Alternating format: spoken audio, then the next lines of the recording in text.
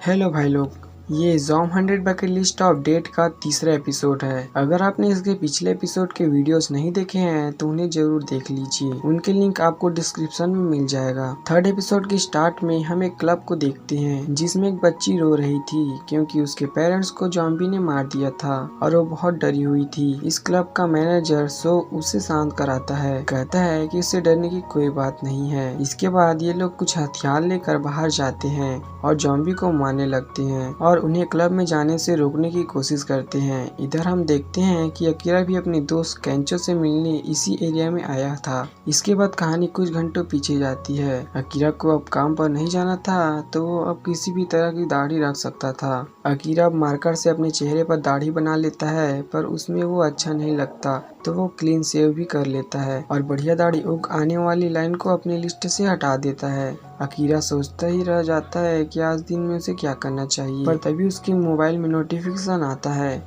Akira देखता है कि उसे किसी ने मैसेज किया था, यानी शायद सिग्नल और इंटरनेट वापस आ गए थे। पिछले 3 साल में अकीरा ने सारे मैसेज इग्नोर किए थे क्योंकि वो ओवर टाइम की वजह से बिजी रहता था और अपने कई सारे दोस्तों से मिलने नहीं जा पाता था। पर अब शायद ही वो सभी लोग जिंदा बचे होंगे और अकीरा को अब पछतावा होता है कि काश उसने वो समय अपने दोस्तों के साथ बिताया होता। तभी अकीरा को अपने एक दोस्त केंचो की याद आती है और उसे यकीन था कि उसके जैसा लड़का तो इतनी जल्दी नहीं मरा होगा और जरूर वो किसी होटल में लड़की के साथ मजे कर रहा होगा। दूसरी तरफ हम केंचो को देखते हैं जो कि सच में एक होटल में था लेकिन एक कमरे में फंस गया था क्योंकि बाहर जॉम्बी थे। केंचो ने 3 दिन से सिर्फ पानी ही पिया था। उसके कमरे में भी एक लड़की जॉम्बी बन गई थी। अच्छी बात यह थी कि वह एक बैंडेज रूम में था तो उसने पहले ही लड़की के हाथ पैर बांध दिए थे। भूख के मारे केंचो की हालत खराब थी और तभी उसे अपने कॉलेज के दिन याद आते हैं जहाँ उसका अकीरा नाम का दोस्त था जो उसके फालतू जोक पर भी हंसा करता था। और तभी केंचो के मोबाइल पर अकीरा का ही कॉल आ जाता है।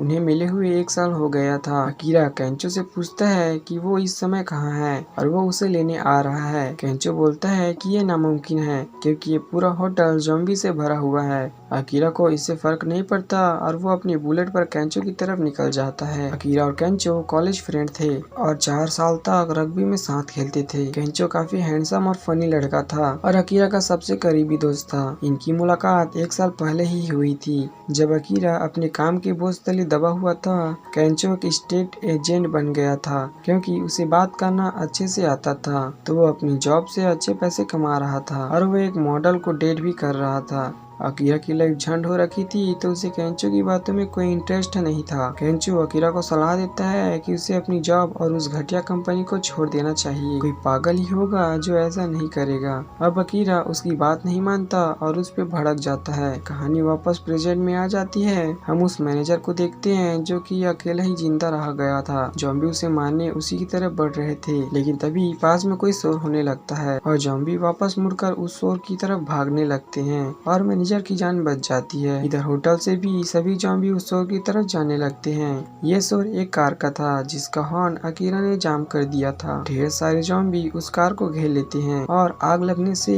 उसमें धमाका हो जाता है। अब केंचो अपने कमरे से बाहर निकलता है और बाहर ही उसे अकीरा मिल जाता है। उसे यकीन नहीं होता कि अकीरा सच में आ गया था। अकीरा अब चिल्ला चिल्ला कर उससे माफी मांगता है कि उसे उसकी सलाह मान लेनी चाहिए थी और उस जॉब को छोड़ देना चाहिए था, लेकिन उल्टा वो उसी से जलने लगा कि वो इतना खूबसूरत और सक्सेसफुल है। इसके लिए वो केंचो को सॉरी बोलता है। अब केंचो भी उसे कुछ बताने वाला था लेकिन अकीरा के चिल्लाने की वजह से जॉम्बी वापस होटल में आ गए थे। अब ये दोनों जॉम्बी से बचते हुए होटल की छत पर जाते हैं और उसके दरवाजे को बंद कर देते हैं, लेकिन दरवाजा ज्यादा देर तक इन जॉम्बी को नहीं रोक पाएगा। केंचो को समझ नहीं आता कि उन्हें क्या करना चाहिए।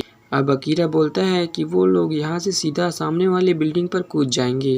केंचो कहता है ये नामुमकिन लगता है क्योंकि वो बिल्डिंग काफी दूर था।